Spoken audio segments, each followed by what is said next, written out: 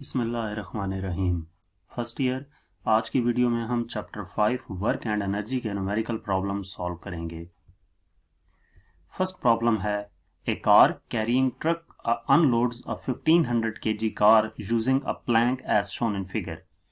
ये डायग्राम दिखाई गई है जिसमें ये प्लैंक यूज करके 1500 kg कार का मैस है उसको अनलोड किया जा रहा है। If the plank makes an angle of 30 degree with the ground and its upper end is at 2 meter height। कि ये जो प्लांक है ये क्या है, ग्राउंड के साथ 30 डिग्री का एंगल बना रहा है, यानी कि हॉरिजेंटल के साथ 30 डिग्री का एंगल बना रहा है और इस प्लांक की जो हाइट है ग्राउंड से वो 2 मीटर हो, तो what will be the work done by gravitational force. Work done by gravitational force हमने कैलकुलेट करना है, यानी कि ग्रेविटी की वजह से कितना वर्क डन हो रहा है, and draw the force displacement graph for it. और उसके लिए हमने ग्राफ फोर्स डिस्प्लेसमेंट ग्राफ भी ड्रॉ करना है। तो सबसे पहले हम स्टेटमेंट की मदद से डाटा नोट करते हैं। मजीद इस तरह की वीडियोस के लिए हमारा चैनल सब्सक्राइब करें, आपको यहाँ पर तमाम एक्सरसाइजेस के सॉल्यूशंस मिल जाएंगे।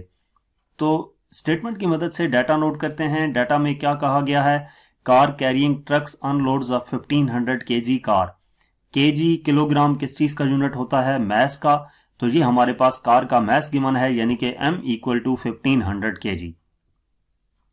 Using a plank as shown in figure. If the plank makes an angle of 30 degree with the ground, theta given है 30 degree, and its upper end is 2 metre height. जो upper and है वो 2 metre height पे हो, यानी कि height हमारे पास 2 metre given है।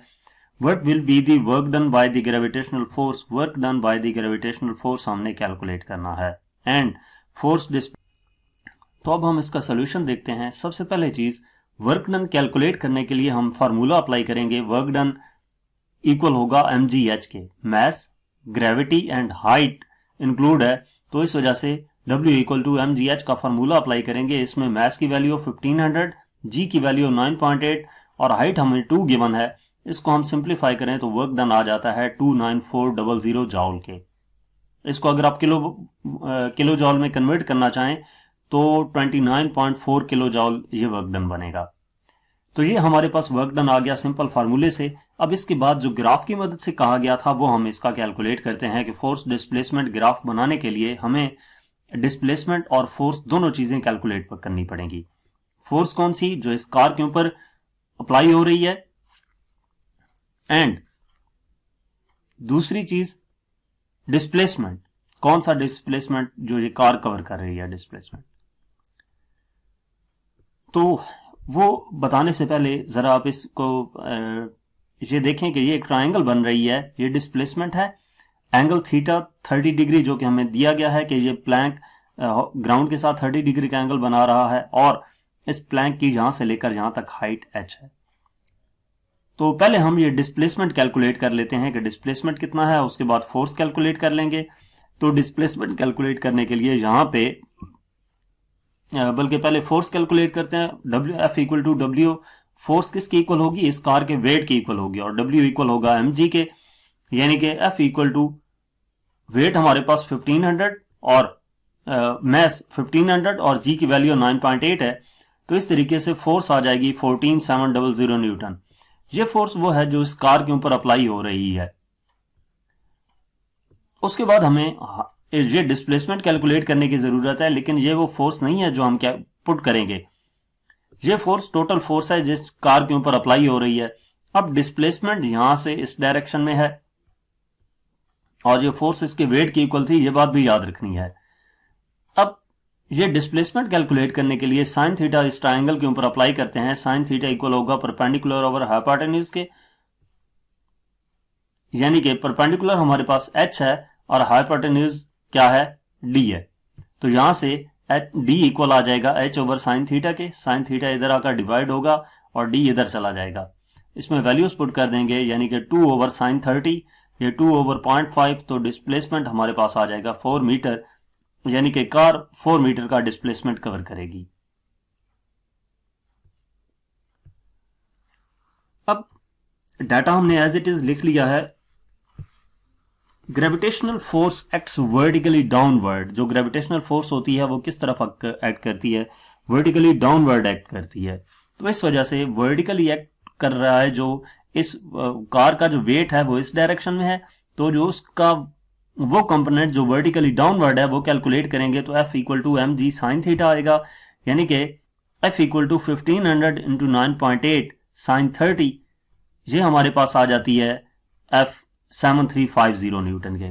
इसका मतलब ये है कि पिछले स्लाइड में हमने डिस्प्लेसमेंट कैलकुलेट किया और यहाँ पे फोर्स कैलकुलेट कर ली, तो इस फोर्स और डिस्प्लेसमेंट की मदद से हम फोर्स टाइम ग्राफ बनाएंगे, जो कि हमारे पास एक हॉरिजेंटल लाइन आएगी parallel to displacement axis. Force और डिस्प्लेसमेंट का ग्राफ कैसे बनेगा? डिस्प्लेसमेंट एक्स एक्सिस के अलोंग, फोर्स वाई एक्सिस के अलोंग।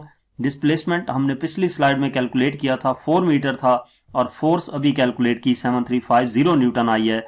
तो इस तरीके से ये लाइन जो है 7350 न्यूटन से पैरेलल टू डिस्प्लेसमेंट एक्सिस जो हमारे पास लाइन आएगी, ये किस चीज को शो करेगी? फोर्स डिस्प्लेसमेंट ग्राफ को।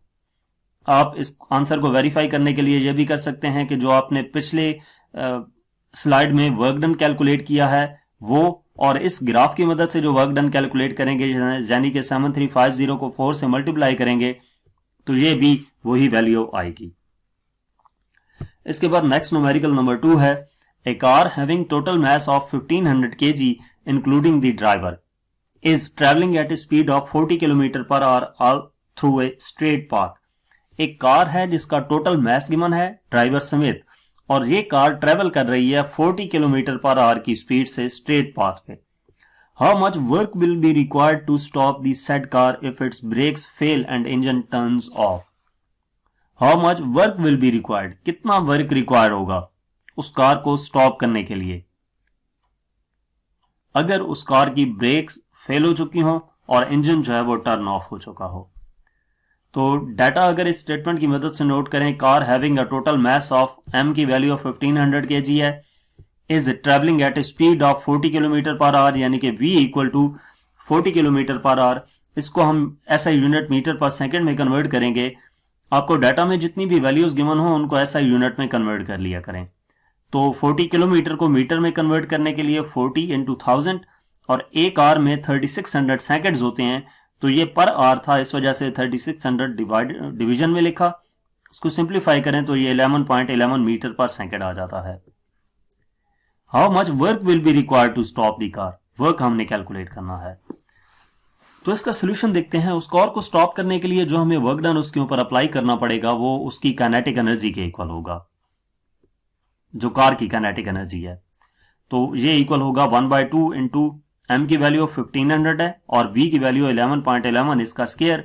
तो इसको सिंप्लीफाई करें, ये हमारे पास 92574 जॉउल आ जाता है। यानी कि अगर हम पॉइंट को यहां से 3 डिजिट लेफ्ट साइड पे मूव करें तो 92.574 इंटू 10 पावर 3 जॉउल, यानी कि 92.574 किलो जॉउल हमारे पास वर्क डन आ जाएगा। इसका मतलब ये हुआ कि वो कार जिसका टोटल मास 1500 kg था और वो 40 किलोमीटर पर आवर की स्पीड से ट्रेवल कर रही थी स्ट्रेट पाथ पे, अगर उसकी ब्रेक्स फेल हो जाएं और इंजन टर्न ऑफ कर दिया जाए तो उस कार को स्टॉप करने के लिए 92.574 किलो जॉउल का वर्क डन करना पड़ेगा।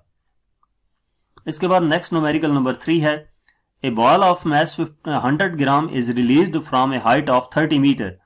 If the ball encounters an air resistance of 0.4 Newton, find the kinetic energy of the ball just before striking the ground. एक बॉल है जिसका मास हमें गिवन है और उसको 30 मीटर की हाइट से रिलीज किया गया है। बॉल को एयर रेजिस्टेंस का सामना करना पड़ता है और एयर रेजिस्टेंस कितनी है? 0.4 न्यूटन की। Find the kinetic energy of the ball just before striking the ground. Ground को स्ट्राइक करने से पहले, हिट करने से पहले उस बॉल की काइनेटिक एनर्जी क्या थी? तो पहले हम डाटा नोट कर लेते हैं। डाटा में क्या है? बॉल ऑफ मास 100 ग्राम, यानी कि m की वैल्यू 100 ग्राम है और इसको ऐसा यूनिट किलोग्राम में कन्वर्ट करेंगे तो डिवाइडेड बाय 1000 करेंगे, ये 0.1 kg आ जाएगा। From a height of 30 metre, height हमें गिवन है 30 मीटर की, h की वैल्यू लिख दी। Ball encounters an air resistance of 0.4 newton, force जो उस बॉल के ऊपर अप्लाई हो रही है वो 0.4 न्यूटन की है। काइनेटिक एनर्जी कैलकुलेट करनी है बॉल की। तो हम इसका सोल्यूशन देखते हैं। अब सोल्यूशन स्टार्ट करने से पहले हमें क्या गिवन है? मास, हाइट और फोर्स, जबकि काइनेटिक एनर्जी कैलकुलेट करनी है। तो इस केस में gain in kinetic energy equal होगा loss in potential energy minus work done by air resistance.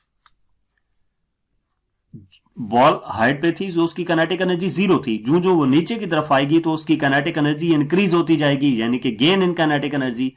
अब जितनी काइनेटिक एनर्जी इंक्रीज हो रही है उतनी पोटेंशियल एनर्जी डिक्रीज हो रही है हाइट डिक्रीज होने की वजह से, और minus work done by air resistance.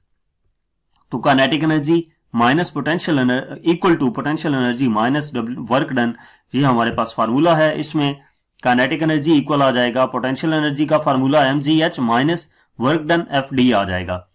तो काइनेटिक एनर्जी इक्वल आ जाता है m की वैल्यू 0.1, g की वैल्यू 9.8 और h हमारे पास 30 है, माइनस फोर्स 0.4 गिवन है, d की वैल्यू 30। वर्क डन जो है डिस्प्लेसमेंट कौन सा है, जो हाइट कवर हो रही है ना वही हमारे पास डिस्प्लेसमेंट है। तो इसको सिंप्लीफाई करें, इनको मल्टीप्लाई करें, 29.4 आता है, माइनस जे हमारे पास 12 बन जाता है। काइनेटिक एनर्जी की वैल्यू आ जाती है 17.4 जॉल, यानी कि उस बॉल को ग्राउंड से हिट करने से पहले या स्ट्राइक करने से एग्जैक्ट पहले जो हमारे पास उस बॉल की काइनेटिक एनर्जी होगी वो 17.4 जॉल होगी। तो जहां तक हमारे पास इस चैप्टर के न्यूमेरिकल प्रॉब्लम्स थे, मजीद किसी भी चैप्टर की एक्सरसाइज का सोल्यूशन देखने के लिए हमारा चैनल विजिट करें। इसके अलावा प्रैक्टिकल बेस्ड असेसमेंट, प्रैक्टिकल की वीडियोस या पास्ट पेपर की वीडियोस देखने के लिए हमारा चैनल विजिट करें। Thank you.